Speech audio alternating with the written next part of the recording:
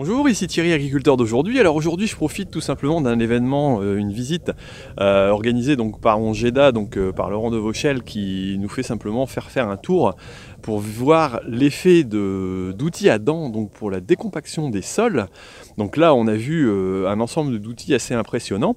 Alors, on est dans des conditions assez particulières étant donné que les sols ici sont plutôt limoneux, de bonne qualité, et on n'a pas trop de tassement, donc quelque part l'effet n'est pas trop visible sur certaines actions. Par contre, on voit un peu la problématique sur ce type de sol, dans ce type d'utilisation. Donc voilà, parfois l'inadaptation de certains outils. Donc je vous propose de jeter un œil un petit peu sur les outils. On va passer assez rapidement, mais vous pourrez voir un peu les différentes, j'allais dire, techniques, les différents outils possibles. Et à vous de vous faire une idée, j'allais dire, en fonction de vos besoins et de votre utilisation, de ce qui pourrait vous intéresser et de ce qui vous paraît le plus, j'allais dire, le plus logique pour votre exploitation. Parce que ça s'adapte bien entendu à vos terres. On va déjà mettre en avant le contexte de travail ici qui a été présenté et le type de sol. Donc on est sur du limon, comme on peut voir, qui est travaillé environ, bon, il y a une trentaine de centimètres de sol qui sont en terre arable, hein. Le sous-sol, donc ce qu'expliquait Laurent Salmon qui est ici, qui présentait ici j'allais dire la démonstration, c'est le même type de sol mais sans matière organique. Donc la couleur, la différence n'est pas un autre type de sol. Donc voilà, on voit qu'il n'y a pas de compaction, il n'y a pas de problème spécifique dans ce sol. Voilà, certes on a des mottes, hein, mais on a un passage, on a une circulation des racines qui se fait sans problème. Des vers de terre, donc voilà, il n'y a pas de souci particulier. C'était un peu, j'allais dire, à montrer avant toute chose pour dire, ben voilà, on n'est pas dans un sol à problème, donc ce qui va poser problème par rapport à la démonstration de certains outils qui ne vont pas être adaptés à ce genre de choses, mais ça vous donnera un peu une idée du travail qui est réalisé entre deux. Alors, premier outil présenté qui a travaillé le sol, donc c'est le McConnell.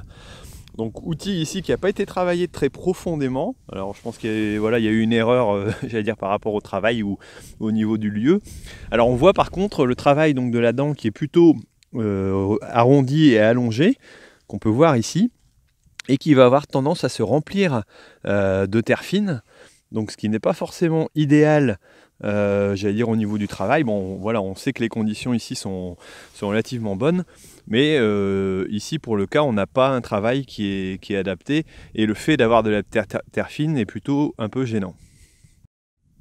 Alors second outil présenté qui a travaillé ici, il s'agit de l'Actisol, donc outil que j'utilise moi assez régulièrement. Alors on voit là aussi le fait d'avoir travaillé et d'avoir réalisé de la terre fine, donc on va réaliser quelque chose quelque part d'un peu trop fin pour les besoins ici de l'utilisation. On voit ici la terre qui a été travaillée vraiment partout, très fine, très, j'allais dire, très bien travaillée. On voit ici le travail de la dent, voilà, qui a été jusqu'à environ une bonne vingtaine, 22 cm de profondeur. Donc là aussi on retrouve quelque part quelque chose de presque trop fin par rapport à la qualité du sol qui est de la terre limoneuse, ce qu'on ne trouvera peut-être pas forcément dans un argile ou un autre type de sol. Alors ici on retrouve le travail de l'Alpego, alors outil qu'on a aussi à l'Ecuma, type cracker, hein, voilà, qui est assez courant maintenant, qu'on voit assez régulièrement avec des dents, j'allais dire, incurvées vers l'avant, et on voit le travail qui est réalisé, alors qu'il va avoir tendance à faire un peu moins de terre fine. Voilà, on voit un peu les blocs qui sont réalisés ici. Voilà, là on peut admirer d'ailleurs un petit passage de vers de terre qui a traversé aussi, bon il n'y a pas de semelle de labour réellement, mais on voit qu'il a bien traversé le sol. Et donc on voit la différence. Voilà, bon, un travail correct tout à fait par rapport à ce qui avait été demandé. Alors ici on se retrouve devant un décompacteur de type LSM, donc avec des dents plates au fond, avec un écartement de 30 cm. Donc on peut voir les passages de dents ici, voilà, et puis on a la dent plate derrière. Alors là, le risque sur ce type de travail de sol, c'est éventuellement, si c'est humide, de créer une semelle de labour, de faire un lissage ici au fond, même si ici, là, pour l'occasion, ben, le travail est tout à fait adapté si on veut faire un travail très fin. Bon, après, par contre, bon, toujours le même problème, hein, toujours un peu trop fin quelque part par rapport au travail, mais moins, j'allais dire, moins visible que sur d'autres outils. Alors ici on arrive donc sur le système de lame Michel, donc des dents légèrement courbes, incurvées. Là on voit l'appareil qui est resté dans le sol, ça nous donne un exemple. On voit ici par exemple la dent qui a été travaillée, alors qu'il va laisser, là qui a été vraiment travaillée très profondément. Voilà, ça a été reconnu, ça a été fait un peu exprès pour voir un peu l'effet. Mais on va avoir un certain lissage qui peut se faire ici. L'avantage de l'outil c'est qu'il va faire moins de terre fine. Alors ici on est sur le décompacteur en X, donc voilà, plutôt pas mal de passages dedans. On était en plus sur un outil de 4 mètres, donc tendance à être plutôt très tirant.